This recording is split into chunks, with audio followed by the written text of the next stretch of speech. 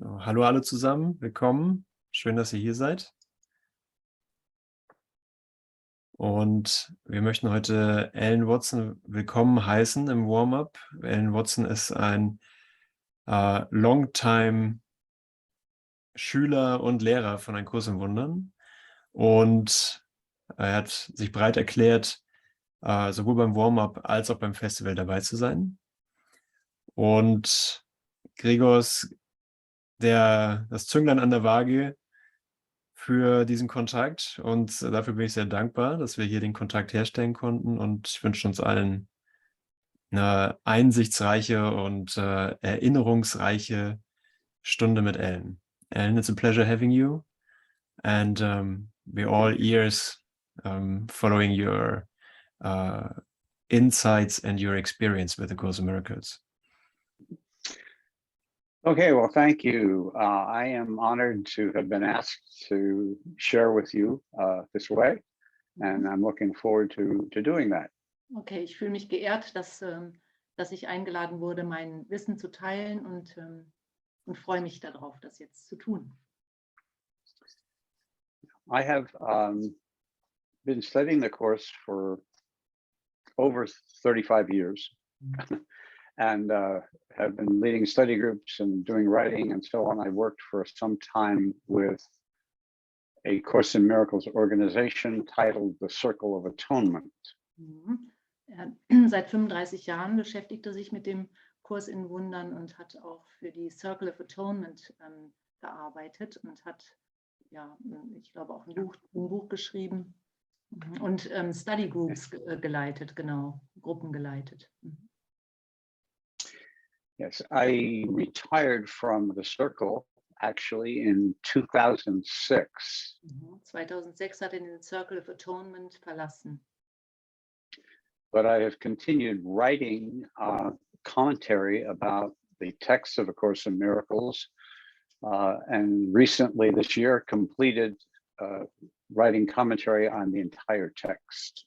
Und er hat aber danach, nachdem er den Circle of Atonement verlassen hat, hat er weiter einen Kommentar geschrieben zum Text, und das hat er dieses Jahr, wenn ich das richtig verstanden habe, beendet. And that material, commentaries, is available on my website, which is alan-watson.com. Also der Kommentar, dieses Buch, was den Kommentar zum Text enthält, kann man beziehen über seine Website alan-watson.com. .com. Ja, Yeah. .com. Okay. So, what I wanted to share with you a bit this week, one of the things that was, I'll rephrase that. One of the most successful books which I wrote was titled A Workbook Companion. Eines seiner bekanntesten und erfolgreichsten Bücher, die er geschrieben hat, ist das Companion, also der Begleiter zum Workbook. And the reason for that book is to help people not only understand the workbook lessons, but to put them into practice as the workbook instructs. Und das Ziel seines Companions, den er geschrieben hat, ist nicht nur den Leserinnen zu ermöglichen, dieses Workbook besser zu verstehen, sondern tatsächlich in die Praxis zu gehen, so wie es ja vom Workbook auch beabsichtigt ist. So I've chosen today for a brief introduction to talk about the workbook practice under the title, He Really Means It. Das heißt, das, was er sich für heute vorgenommen hat, ist, darüber zu sprechen, über die Praxis des Workbooks, und der Untertitel seines heutigen Vortrags ist, er meint es wirklich so. So the basic premise of the talk today is simply this. The author of A Course in Miracles, whom I believe is Jesus, really intends for us to do the actual practice exercises as presented in the workbook. Mhm. Also die grundlegende Prämisse, die er heute, ja, die seinem Vortrag zugrunde liegt, ist, dass erstens Jesus das Workbook geschrieben hat und zweitens, dass er wirklich meint, es geht hier um die Praxis des Workbooks. In fact, our actually doing the workbook practice is central to obtaining real lasting results from our work with the Course. Tatsächlich ist die Anwendung des Workbooks, die Praxis, die Voraussetzung dafür, dass wir Resultate erzielen. And what I mean by actually doing the workbook practice is each day trying to carry out the instructions that are given in the lesson. Und was er damit meint mit dieser Praxis des Workbooks ist, genau das zu tun, was in den Lektionen beschrieben ist, nämlich die Anweisungen dort tatsächlich zu befolgen. When it says to practice for 10 minutes in the morning and 10 minutes in the evening, we actually do that. Wenn da zum Beispiel steht, dass wir 10 Minuten am Morgen und 10 Minuten am Abend praktizieren sollen, dann ist es wichtig, dass wir genau das so tun. And if the lesson calls for remembering the thought 7 times an hour all day long, we really try to do that. Und wenn in der Lektion steht, dass wir 7-mal in der Stunde einen bestimmten Gedanken denken sollen, dann sollten wir uns darum bemühen, das auch zu schaffen. If it asks us to take 5 minutes every hour, as much as possible, we really do that. Dasselbe gilt dafür, dass wir 5 Minuten in der Stunde etwas tun sollen, dann sollten wir uns auch darum bemühen. It's remarkable to me how course students with almost universal consistency simply have ignored the instructions for practicing. Es ist bemerkenswert, dass es fast universell gilt, dass die meisten Kursschüler diesen Anweisungen nicht folgen. So I want to look at why the practice instructions are so important. Ja, ich möchte also jetzt anschauen, warum diese Instruktionen, die in den Lektionen zu finden sind, warum die so wichtig sind. I want to start with the introduction for the workbook. Ich möchte mit der Einleitung zum Workbook beginnen. What it's going to tell us is that the text is actually preparation for the workbook. Und da steht zum Beispiel, dass der Text Vorbereitung ist für das Workbook.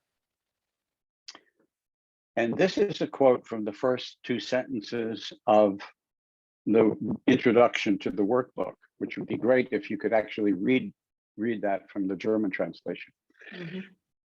A theoretical foundation, such as the text provides, is necessary as a framework to make the exercises in the workbook meaningful. Yet, it is doing the exercises that will make the goal of the course possible. Eine theoretische Grundlage, wie sie das Textbuch liefert, ist der notwendige Rahmen, um den Übungen in diesem Übungsbuch Bedeutung zu verleihen. Indessen ist es die Durchführung der Übungen, die das Ziel des Kurses möglich macht. So let's think about those words for a moment. Lass uns ein wenig über diese Worte nachdenken. First of all, it's obvious that Jesus is telling us that both the text and the workbook are essential parts of the course.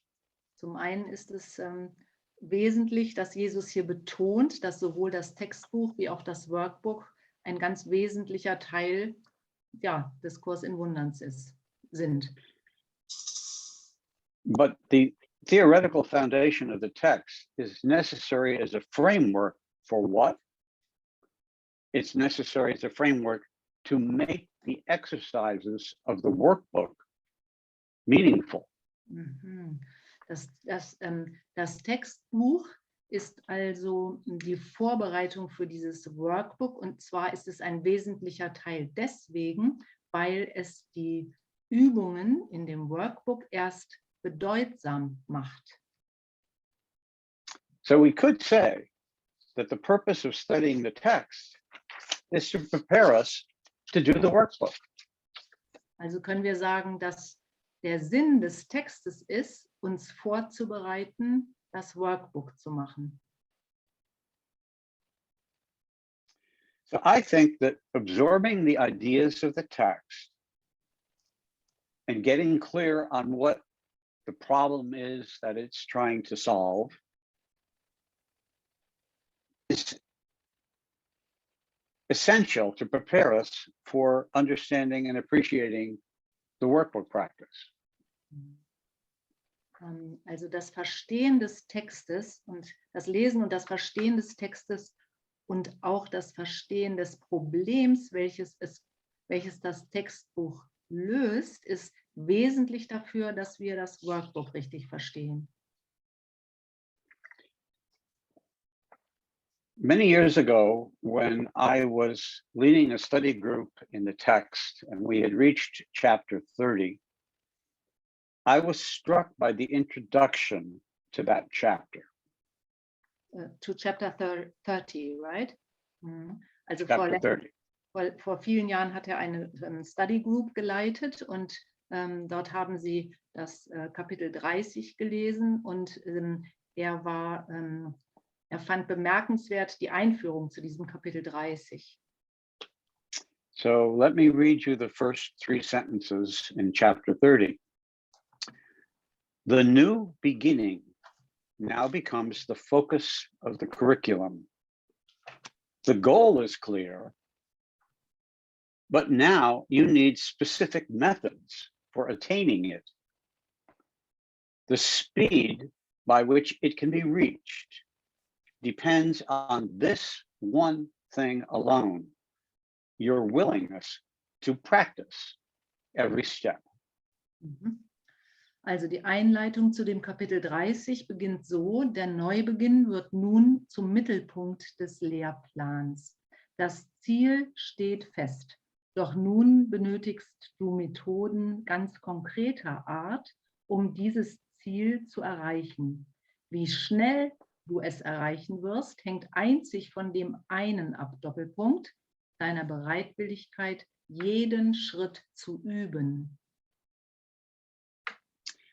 And as I read this, the message of the passage became clear to me. Und als ich das gelesen habe, wurde mir die Botschaft dieser Sätze sehr klar. It starts with this: since you have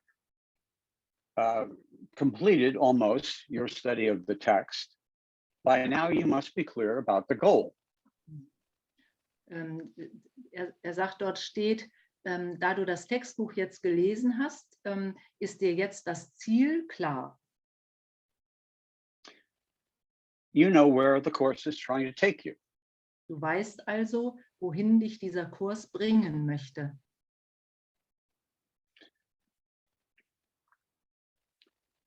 It's taking you to right-mindedness, to the memory of yourself, and to a clear vision of the real world. Es bringt dich dazu, ich weiß nicht genau, wie wir das nennen, richtigen Geistes zu sein, dich selbst wirklich zu erkennen und zu einer Vision der wahren Welt, der wirklichen Welt. Der Sicht der So you have the goal in mind now, but you need specific methods for reaching that goal. Genau, das heißt, wenn du das Kapitel 30 erreicht hast, hast du das Ziel ganz deutlich vor Augen, aber jetzt brauchst du halt Methoden, um dieses Ziel auch zu erreichen. So the goal is clear. Well, if it's not clear for you, you probably still need to continue studying the text. Das Ziel ist also jetzt ganz klar, und wenn es dir zu diesem Zeitpunkt noch nicht klar ist, dann solltest du dich weiterhin mit dem Text beschäftigen. But if the goal is clear, what you need is the workbook. Aber wenn dir das Ziel wirklich klar ist, was du dann brauchst, ist das Workbook, das Übungsbuch. So going back again to the introduction to the workbook, there's a line in the 6th paragraph, the first sentence, which says this: the only general rules to be observed throughout then are, first, that the exercises be practiced with great specificity, as will be indicated. Die einzigen allgemeinen Regeln, die durchweg zu beachten sind, sind folgende. Erstens, dass die Übungen wie jeweils angegeben mit großer Genauigkeit im Detail durchgeführt werden. So the emphasis is on applying the ideas very specifically to everything, but clearly the fact that we must do the practice is an essential part of this general rule. Das eine ist also, dass wir die Regeln, die wir hier erhalten, dass wir die auf alles anwenden. Aber ganz klar ist, dass das Wichtige ist, dass wir diese vorgegebenen Übungen auch wirklich machen.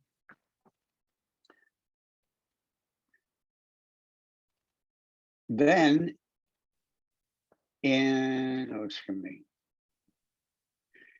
the 7th sentence of the introduction, it says, the overall aim of the exercises is to increase your ability to extend the ideas you will be practicing to include everything. This will require no effort on your part. The exercises themselves meet the conditions necessary for this kind of transfer. Er liest jetzt den 7. Satz der Einführung zum Übungsbuch. Insgesamt ist der Zweck der Übungen, deine Fähigkeit zu steigern, die zu übenden Gedanken so auszudehnen, dass sie alles einbeziehen. Das wird keine Mühe deinerseits erfordern. Die Übungen selbst erfüllen die Bedingungen, die für diese Art der Übertragung nötig sind. The phrase no effort applies not to the overall doing of the workbook, but to the extension of the ideas. Diese Betonung in diesem Satz, dass es keine Mühe erfordert, das bezieht sich nicht auf die Übungen selber, die wir machen müssen, sondern auf die Ausdehnung der Idee, des Gedankens. In other words, this does not mean that we need make no effort to do the practice. It means simply that if we do the practice, having the ideas extend to include everything will take no additional effort. Also betont jetzt nochmal, die Übungen zu machen, dafür bedarf es durchaus etwas Mühe und Anstrengung. Jedoch dann diese Idee in der jeweiligen Lektion anzuwenden auf alles, das ist keine zusätzliche Mühe. The effort that's asked for is shown in the 8th paragraph, 3rd to the 5th sentences. It says, you are merely asked to apply the ideas as you are directed to do. You are not asked to judge them at all. You are asked only to use them. Im 8. Abschnitt der Einführung wird es nochmal betont, Du wirst nur gebeten, die Gedanken so anzuwenden, wie du angeleitet wirst. Du wirst nicht gebeten, sie überhaupt zu beurteilen. Du wirst nur gebeten, sie anzuwenden. So basically, he's telling us here in the introduction that the only thing he asks of us is to do the practice as directed. Jesus sagt uns in dieser ganzen Einführung im Prinzip nur das eine, nämlich, dass es wichtig ist, die Übungen tatsächlich genauso durchzuführen, wie es in den einzelnen Lektionen steht. So let me say something maybe sounding extreme here. Lasst mich etwas sagen, was vielleicht etwas extrem klingt. And that is, workbook practice is required to make the goal of the course possible. Und das ist die Praxis des Übungsbuch, also diese Übungen tatsächlich so anzuwenden, ist die Voraussetzung dafür, dass das Ziel erreicht wird. And that's confirmed by the final two sentences of the introduction, where he says, whatever your reaction to the ideas may be, use them. Nothing more than that is required. Paragraph 9, the fourth and fifth sentences. The fourth and fifth, okay. Erlaube dir aber nicht bei der Anwendung der Gedanken, die das Übungsbuch enthält, Ausnahmen zu machen. Und wende sie an, was auch immer deine Reaktionen auf diese Gedanken sein mögen. Nicht mehr als das ist erforderlich. Okay, so he's saying something is required here. And what that is to use the ideas of the workbook, as he said in the preceding paragraph. Jesus erwähnt hier also etwas, was absolut erforderlich ist, und das ist einfach nur das, die Ideen, die in diesem Workbook, in den einzelnen Lektionen sind, die wirklich auch anzuwenden. So I think we can draw this conclusion. Doing the practice as directed is required to make the goal of the course possible. Wir können also wohl folgenden Schluss ziehen, dass es tatsächlich absolut notwendig ist, die Übungen genauso durchzuführen, wie es beschrieben ist, um das Ziel zu erreichen. So let's talk a little bit now about what the goal of this practice really is. Lass uns jetzt ein bisschen genauer gucken, was denn das Ziel eigentlich ist. And I think that goal can be summed up in one word: habit. Dieses Ziel kann in einem Wort zusammengefasst werden, und zwar, did you say habit? Habit. Okay, Gewohnheit. Yeah.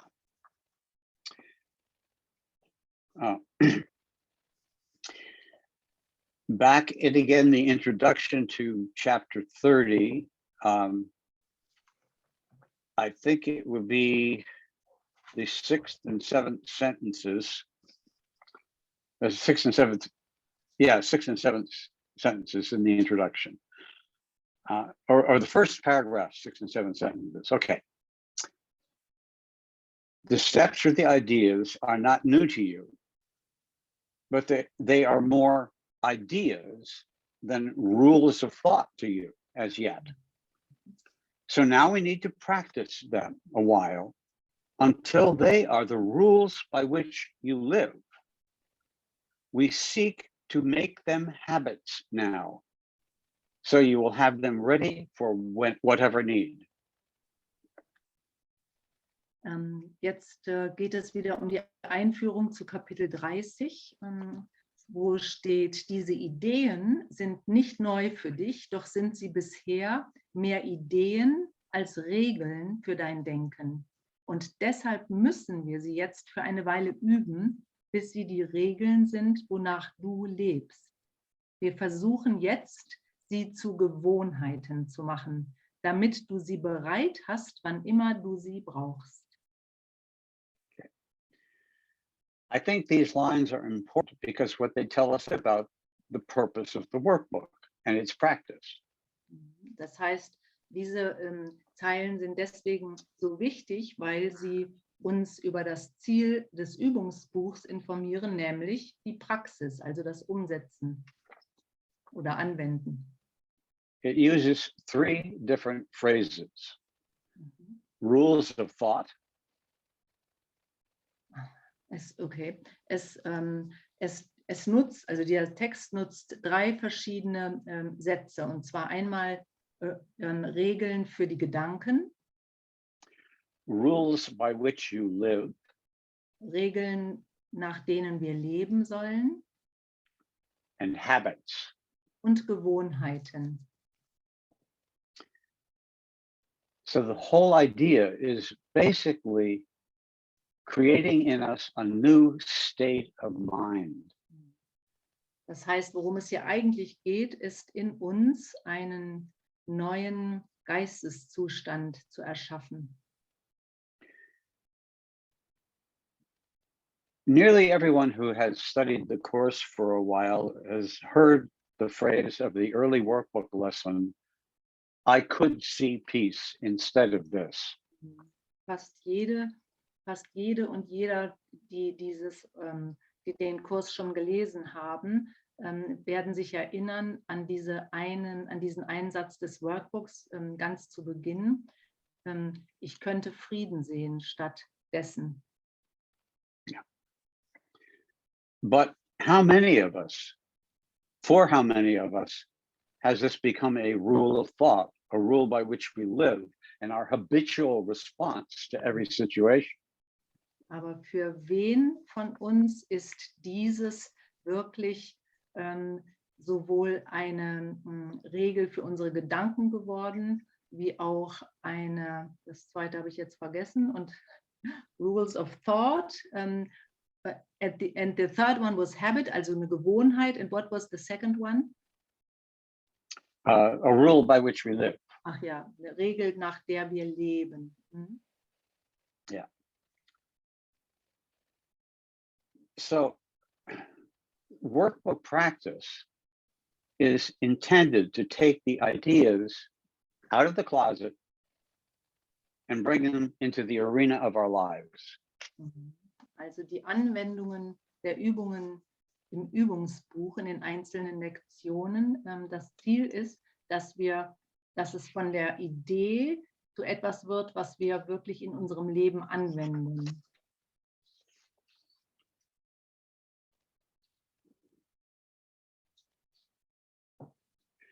So thinking again a little bit about that introduction to chapter 30, it is telling us that we have a clear goal, but we need to practice these methods to make them habitual practice in our lives. Also jetzt nochmal zurückgehen zur Einführung von Kapitel 30. Da steht drin, dass es ganz klar ist, dass wir ein bestimmtes Ziel erreichen wollen und dass dieses Ziel erreicht wird, wenn wir dieses zu einer neuen Gewohnheit machen, die Anwendung dieser Ideen. And the reason that the workbook talks about so many frequent repetitions, morning and evening, and then it proceeds to the point to where every hour you're supposed to remember the idea for the day, and even more frequently than that. Der Grund, warum das Workbook so betont, dass es wichtig ist, das regelmäßig anzuwenden, und die Häufigkeit steigert sich dann im Laufe der Lektion, sodass man es jede Stunde anwenden soll. Der Grund dafür ist, it takes that kind of repetition to produce the shift in our minds. Der Grund dafür ist, dass es so viele Wiederholungen braucht, um unseren Geisteszustand wirklich zu verändern.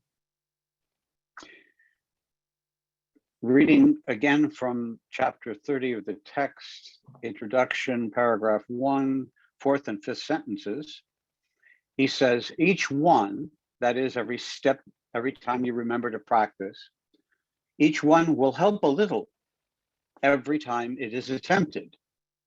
And together will these steps lead you from dreams of judgment to forgiving dreams and out of pain and fear.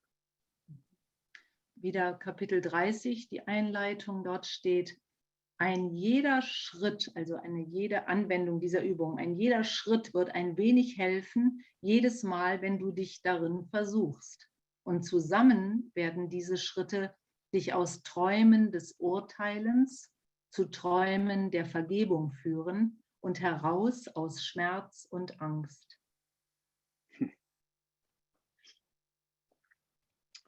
I just want to say it's helpful that a long time ago in college, I did study German, so I occasionally pick up a word and I know where you are.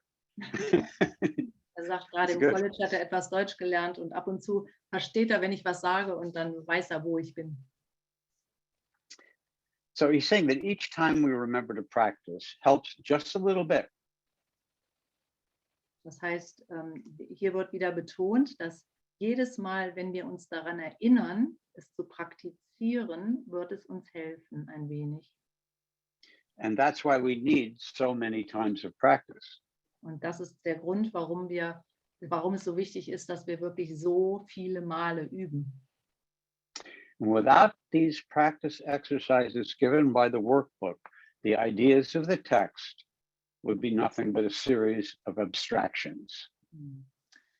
Ohne diese Anwendung der Übungen, die wir in diesem Übungsbuch haben, ohne die Anwendung dieser Dinge werden die Ideen aus dem Textbuch nur abstrakte Ideen bleiben.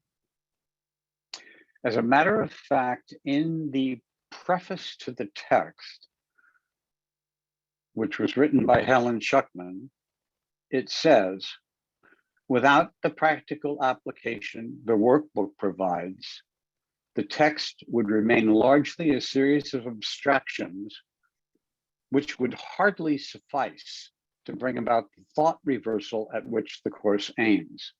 Do you have the preface? I do, but I can probably summarize that. Das heißt, Okay. Er spricht jetzt von der Einführung von Herrn Schuckman zu dem Textbuch und Helen betont da genau das Gleiche, was Jesus dann später immer wieder betont, nämlich sie sagt, solange wir die Übungen nicht machen in dem Workbook, bleibt das, was in dem Textbuch steht, einfach abstrakt und das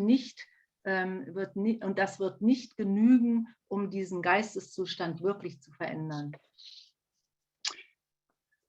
And if you notice at one point he was saying that each one or each practice, each repetition will help a little every time it is attempted. And I'm so glad he used the word attempted. Und Jesus sagt, jedes Mal, wenn wir versuchen, diese Übung zu machen und diesen Gedanken anzuwenden, jedes Mal, wenn wir versuchen, den anzuwenden, wird es schon hilfreich sein. Und Ellen sagt gerade, wie gut, dass Jesus gesagt hat, wenn wir versuchen, ihn anzuwenden. So he knows we won't always be successful at practice. Jesus weiß natürlich, dass wir nicht immer erfolgreich sein werden in der exakten Umsetzung dessen, was vorgegeben ist. And he says it helps every time you attempt it, whether or not you think you succeeded. Aber es ist schon hilfreich, sagt Jesus, wenn wir es nur versuchen, wenn wir es wirklich probieren, egal ob wir denken, dass wir erfolgreich waren oder nicht. It's our willingness to practice that counts, Das, was not how wirklich, good you are at it. genau, was wirklich zählt, ist die Bereitschaft, diese Übung anzuwenden und nicht wie erfolgreich wir denken, dass wir sind. Okay. I have a lot more I could say on this, but I think that I want to jump ahead to something that I have from the end here, or toward the end, which is a number of readings from the workbook, which show how deeply the author Jesus wants us to do these practices. Sagt, er könnte noch eine Menge dazu sagen, aber er wird jetzt etwas zum Ende des Workbooks gehen und nochmal zeigen, wie sehr Jesus betont, dass es wichtig ist, dass wir diese Übungen wirklich machen.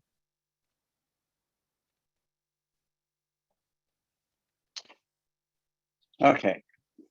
Consider this quotation from lesson 27. This is 27, the third paragraph. The title of the lesson is Above All Else I Want to See.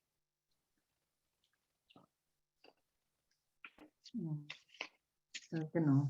Der Titel von Lektion 27. Vor allem will ich sehen.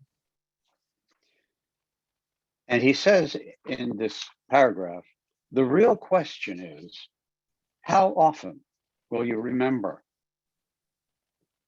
Und hier steht, die wirkliche Frage ist, wie oft wirst du dich an diesen Gedanken erinnern? Vor allem will ich sehen. How much do you want today's ideas to be true? Und wie sehr möchtest du, dass diese Idee wirklich wahr ist? Answer one of these questions and you have answered the other. Beantworte eine der Fragen und du hast die andere Frage gleich mit beantwortet. You will probably miss several applications and perhaps quite a number. Du wirst wahrscheinlich einige der Übungen verpassen, der vorgegebenen, und mehr weiß ich nicht mehr. Okay. Do not be disturbed by this, but do try to keep on your schedule from then on. Lass dich davon nicht beirren, sondern versuche einfach, den Gedanken wieder anzuwenden. So he's not expecting me to actually do it every half hour, but he is expecting me to remember to try. Also erwartet Jesus nicht, dass ich tatsächlich schaffe, jede halbe Stunde diesen Gedanken zu denken, aber er erwartet, dass ich es wirklich versuche. What many of us do is to start the day and say, okay, I'm going to do this practice. And then 3 hours later, realize that you've totally blown it and forgotten it. And you say, oh, well. And you go on to the next lesson the next day. Genau. Ja. Was vielen von uns passiert, ist, dass wir am Morgen denken, oh ja, heute will ich mal versuchen, das anzuwenden, und dann mache ich das einmal und 3 Stunden später denke ich, oh Mist, ich habe es ja noch gar nicht angewendet, und dann denke ich, na gut, ich kann ja morgen noch mal versuchen. But he does tell us, if you forget, as soon as you realize you've forgotten, try to get back on schedule. Aber Jesus sagt, dass in dem Moment, wo du merkst, dass du es vergessen hast, dass du sofort einfach wieder neu versuchen sollst, dich daran zu halten. So I'm going to read several passages from different lessons, and rather than having you try to look them up quickly, just try to give the translation on the fly if you can. He says, try today not to allow any long periods of time to slip by without remembering today's idea.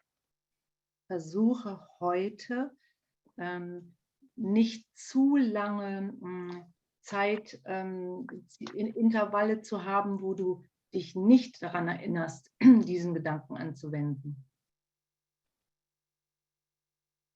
From lesson 44, he says, but do not forget, above all, be determined not to forget today. Aber vergiss nicht, vor allem heute entschlossen zu sein, die Übung nicht zu vergessen. Notice that he says above all. This is really very important. Jesus sagt hier vor allem, das heißt, es ist wirklich wichtig. He wants us to determine not to forget, and that takes willpower. Also Jesus möchte, dass wir entschlossen sind, nicht zu vergessen. Und das bedeutet, dass wir unsere Willenskraft einsetzen. He definitely wants us to put effort into remembering the ideas from the lessons all through the day. Ganz entschieden, ganz definitiv möchte Jesus, dass wir uns wirklich darum bemühen, den Gedanken den ganzen Tag über anzuwenden. In talking about these frequent repetitions, he even takes into account some of our excuses. Und bei diesen vielen Wiederholungen nimmt er sogar in Kauf, dass wir mehrere davon nicht schaffen. For instance, he says, do not wait for such an opportunity. And he's talking about closing your eyes so that you can be quiet and so on. He says, do not wait for the opportunity to close your eyes. No chance should be lost for reinforcing today's idea. Warte nicht auf die Gelegenheit, sagt Jesus, wenn du quasi in die Stille gehen kannst und die Augen schließen kannst, sondern nutze jede Gelegenheit, diese Idee anzuwenden. And we think, well, what if I'm driving the car? I can't close my eyes and be quiet. Aber wir denken oft, was will er denn? Wenn ich jetzt ein Auto fahre, dann kann ich doch unmöglich diesen Gedanken anwenden. Or if I'm walking down a hall at work where there's other people, what should I do? I can't do it then, can I? Oder was, wenn ich einen Flur entlang gehe und da sind mehrere Menschen, dann kann ich doch unmöglich diesen Gedanken anwenden, oder? And he's saying, don't miss a chance. Und Jesus sagt, verpasse nicht eine einzige Chance. If you remember the idea, let your mind dwell on it for a moment, no matter where you are or what you're doing. Und er sagt, wenn du diesen Gedanken erinnerst, dann erlaube deinem Geist kurz auf diesen Gedanken zu schauen, egal in welcher Situation du dich befindest. In the second review in the workbook, he has this line: regard these practice periods as dedications to the way, the truth, and the life. Refuse to be sidetracked into detours.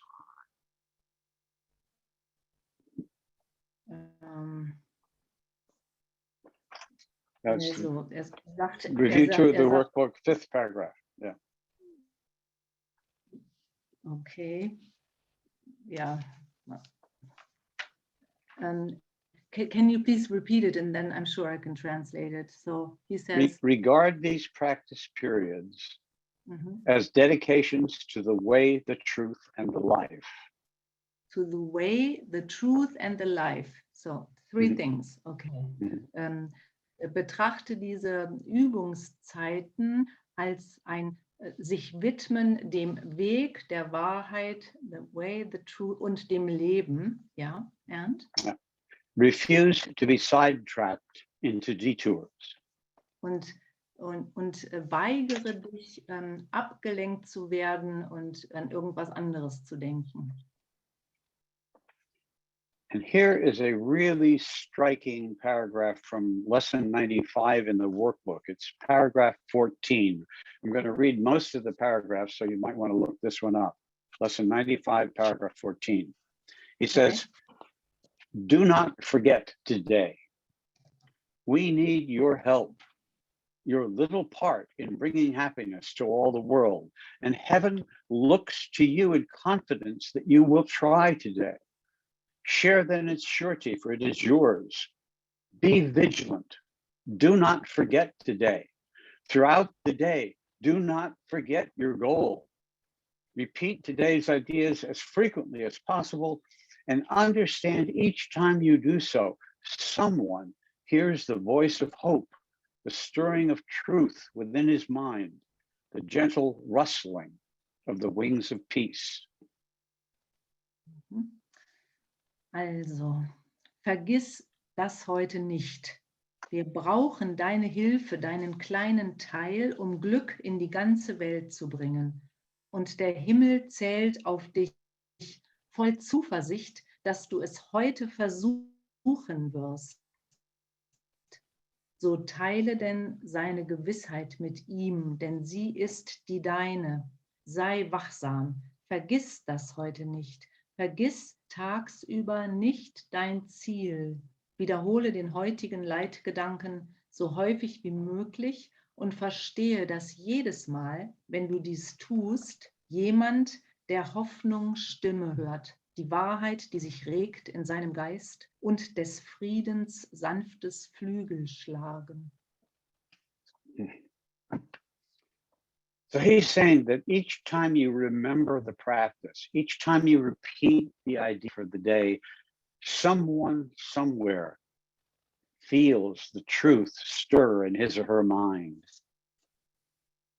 Also sagt hier, wir haben es eben gehört, dass jedes Mal, wenn wir uns an die Idee in der Lektion, in der Tageslektion erinnern, jemand der Hoffnung Stimme hört, das heißt die Wahrheit, die sich regt in seinem Geist. In other words, these ordinary, every hour, on the hour, dull, routine repetitions are your part in bringing happiness to the whole world. Das bedeutet, dass diese Übungen, die ja manchmal ein bisschen langweilig scheinen, nämlich zu bestimmten Zeiten irgendeine Idee zu erinnern und die anzuwenden, dass das unser Beitrag ist für das Glück in der Welt. So he says, heaven is looking to you, expecting you to try not to forget. Sagt, der Himmel schaut auf uns, dass wir versuchen mögen, es nicht zu vergessen. Okay. So let me just finish with this. Oops, got the wrong page.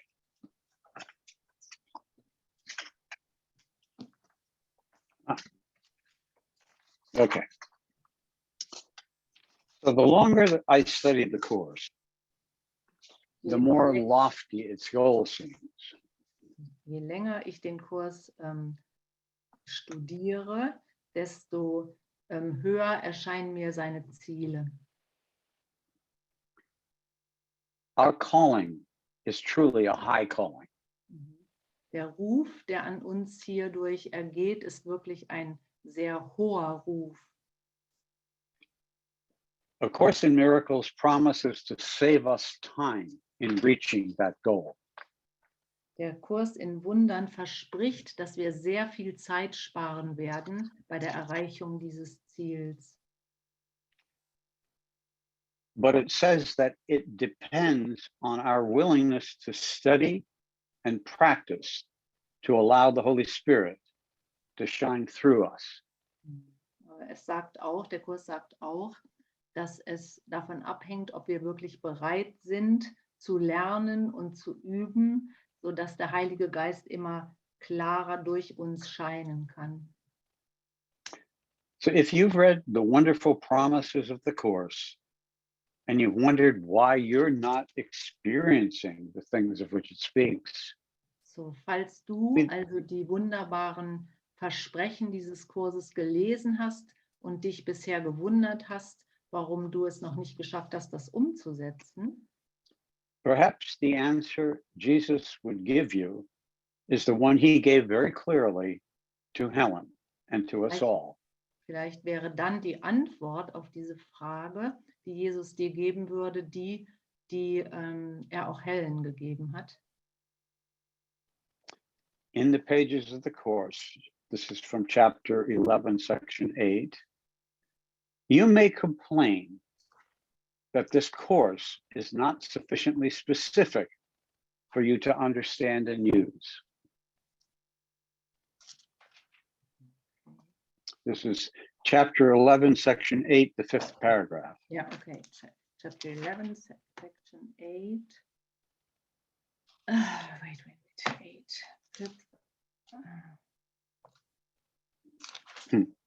8. Read it again and I'll translate it.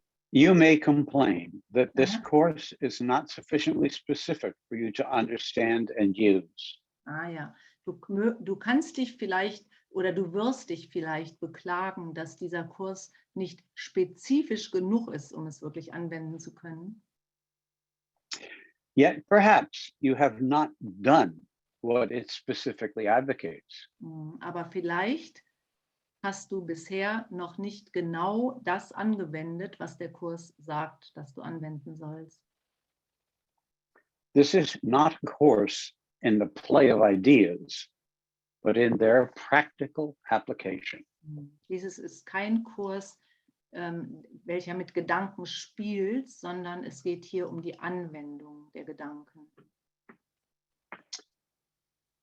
So with that, I will end my talk and we have a time for questions and answers or whatever. Damit beendet er jetzt Alan seinen Vortrag und lädt uns ein, Fragen zu stellen. Andreas? Nee, okay. Good. Sibylle didn't write anything in the chat, so we can't hear her, unfortunately. Wenn ihr Fragen habt, könnt ihr euer Mikro einfach anschalten oder das Handsymbol nehmen als Reaktion. Dann können wir euch freischalten.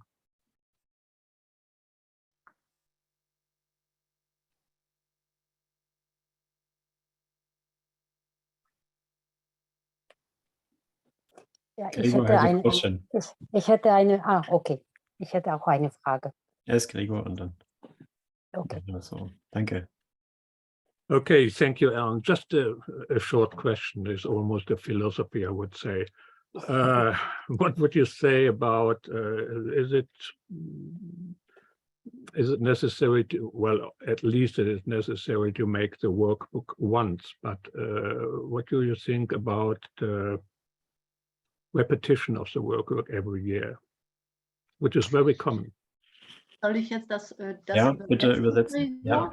Okay, also Gregor fragt, okay, sagt er, wir können also dieses Workbook, nehmen wir mal an, wir machen das jetzt einmal so gut wie es geht, genauso wie es da steht. Was bedeutet das jetzt das nächste Mal? Also ist es wichtig, ja, er möge etwas dazu sagen, wie es denn mit dem nächsten Jahr dann aussieht. Sollen wir das dann wieder so machen? Ja. Well, I know I did the workbook, went through the workbook 5 or 6 times before I finally got the motivation to actually try to do the daily practice every day. Sagt, so sometimes that's necessary. Alan sagt, dass er etwa 5-mal dieses Workbook gemacht hat, bis er es dann wirklich mal so gemacht hat, genauso wie es da steht. So what was the conclusion, Alan? You said that manchmal ist es notwendig. Reading it for 5 times.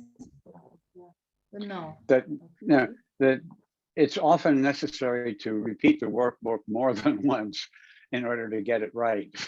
That's the first takeaway.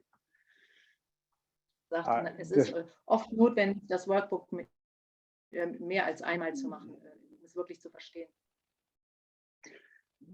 But there is something I call post-workbook practice, which is actually discussed in chapter 16 of the Manual for Teachers, where it talks about how should the teacher... Go ahead. And just, okay. Sagt, es gibt eine Art Post-Workbook Praxis, right. Und die ist in dem Manual for Teachers, chapter 16. The title of it is How Should the Teacher of God Spend His Day? How should the teacher of God spend his day? Wie sollte der Lehrer Gottes den Tag verbringen. And there it talks about how to continue your daily spiritual practice once you feel that you're done with the workbook. I still da steht- often, okay, go ahead. Kleinen Moment. Da steht, wie du weitermachen solltest, wenn du das Gefühl hast, du hast das Workbook jetzt wirklich verstanden. Okay. But I still often will I'll read a workbook lesson and the practice, but I don't go through the workbook day by day, usually. I sometimes will read some other spiritual reading or something to inspire me, or I'll just go back to the workbook. Das heißt, Ellen macht es jetzt so, dass er manchmal zurückgeht zum Workbook und dann etwas darin liest oder dass er andere spirituelle Texte liest. Also das ist ganz unterschiedlich. And one more thing, I have on occasion over the last 20 years or so decided, okay, this year I want to do the workbook again, and I've done it that way.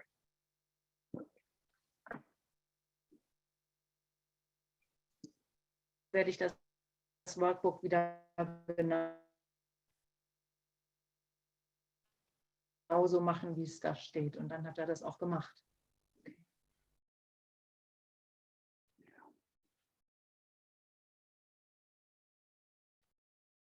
Ja, habe ich It's noch like eine we're out Frage? of time. Kann ich noch eine Frage stellen? Are you okay for another question, Ellen? Yeah. Okay, Ja. last question, letzte Frage.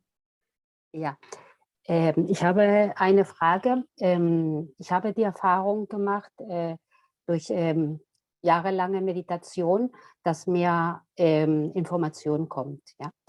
Und dann habe ich vor 2 Jahren Warte das... bitte kurz über die ja, Übersetzung. okay. Hast du gesagt, dass mir Informationen kommen? Hast du das so Ja, gesagt? ja. Okay. Also she said that she's been meditating for quite a long time and she has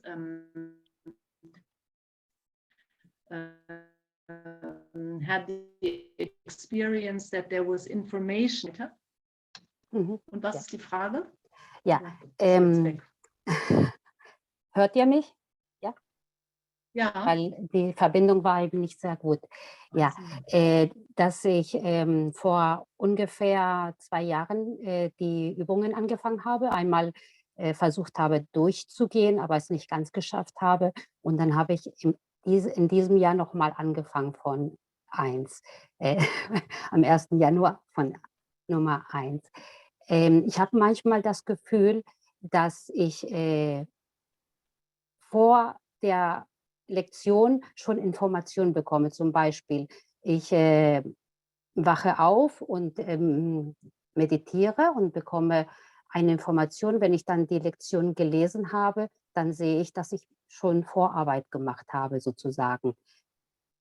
Heißt das? Kurz übersetzen lassen? Ja. Okay. She's wondering about a certain experience she's made, and that is 2 years ago, she tried to do the workbook the way it's supposed to be, with all the practices and exercises. And then she started again, I think, this year. And she has had the following experience. She sits down in the morning to meditate. Then she receives some information, which later is obvious to be relevant for the exercise of the day. And now I think her question will follow. So let's listen. Ja, was ist denn die Frage? Ja, dass ich immer noch das Gefühl habe, dass ich sehr oft verloren bin. Ob ich dann einfach, wie eben im Gespräch gesagt worden ist, intensiver eben diese Lektionen durchgehen sollte. Und auch wenn ich das Gefühl habe, dass ich Informationen außerhalb bekomme, also vielleicht durch direkten Zugang, wenn das sein kann, zum Heiligen Geist, dass ich dann die diese Repeticiones, die Wiederholungen, trotzdem also strikt durchgehen soll. Okay, she says that she often still feels lost, and she would like to ask whether you think it would be helpful for her to do the workbook lessons the way they're intended to, you know, with all the repetitions, etc. Even though she receives some information which seems relevant for the respective lesson of the day. Well, the only thing that comes to my mind is that often frequently in the workbook, it will suggest to us that we review the idea for today or let related ideas come to you and practice with those. And it sounds to me as though that's what's happening to you. You have related ideas coming to you, and to practice with those is perfectly appropriate. Also sagt, es scheint ihm, dass dir vielleicht das geschieht, was in dem Workbook ja auch oft beschrieben ist, nämlich, dass wir da gibt es diese Hauptidee und dann sollen wir aber ruhig Ideen einladen, die damit zusammenhängen. Und er hat die Vermutung, dass die Ideen, die dir kommen, mit dieser Hauptidee zusammenhängen. So hast du es ja auch geschildert. Und er sagt, es wäre völlig in Ordnung, wenn du dann mit diesen anderen Ideen, die du als Information bekommst, wenn du dann damit arbeiten würdest. Okay, danke. Okay.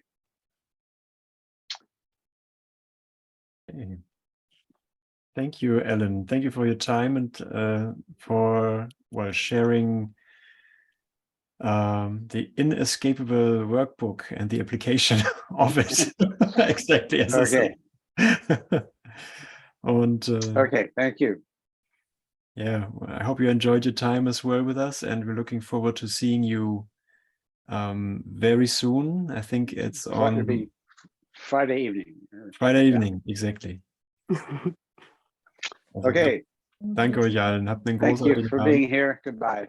Goodbye. Vielen Dank, auf Wiederhören.